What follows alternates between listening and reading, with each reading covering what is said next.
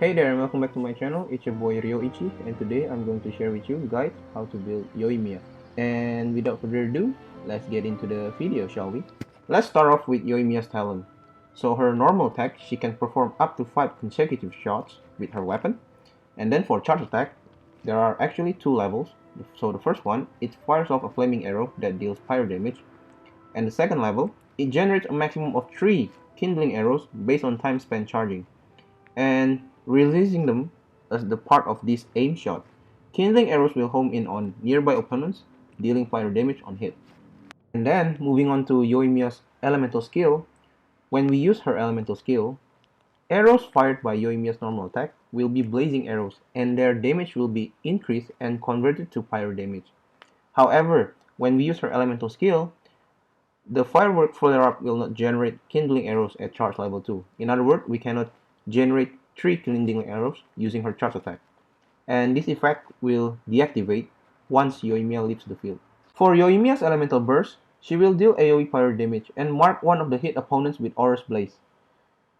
For all normal, charge, plunging attacks, elemental skills, and elemental burst by any party member other than Yoimiya that hit an opponent marked by Aura's Blaze will trigger an explosion and deals AoE pyro damage.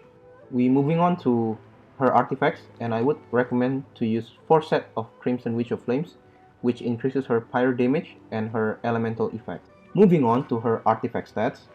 For her substats, I would suggest to look for attack percentage, crit rate, crit damage, and also elemental mastery.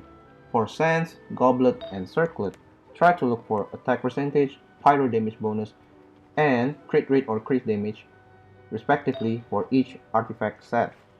Alternatively, you can also use 4 sets of Echoes of an Offering artifact or 4 sets of Shimenawa, or you can combine both Shimenawa artifact and Crimson Witch of Flames, each 2 sets of artifacts.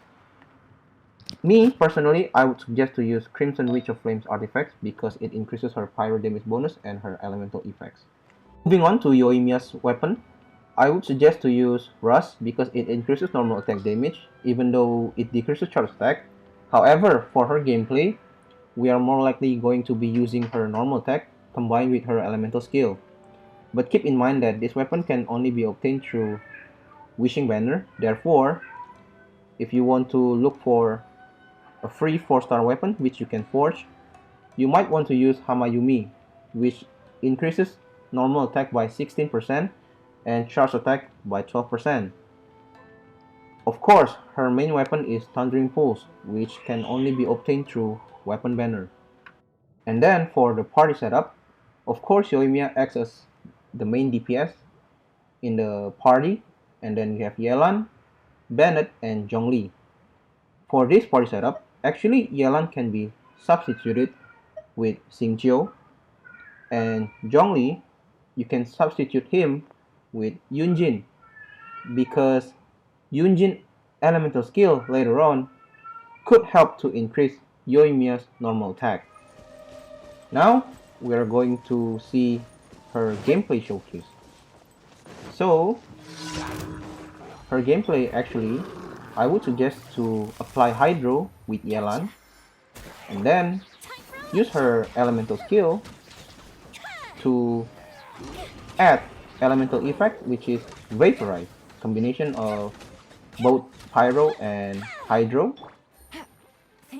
And then when you use Yelan's elemental burst, this is quite fun because when you combine it with Yoimiya's normal attack, Yelan's elemental burst will shoot some Hydro, and then combined with Pyro, it will increase damage because we have Vaporize elemental effect.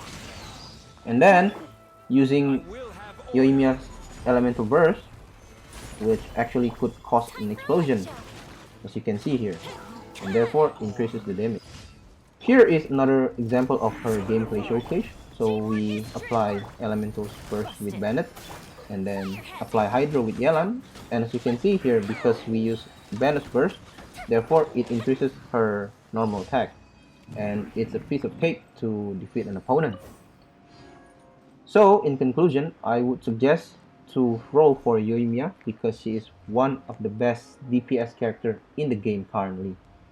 And you still have time to roll for her before her banner is up.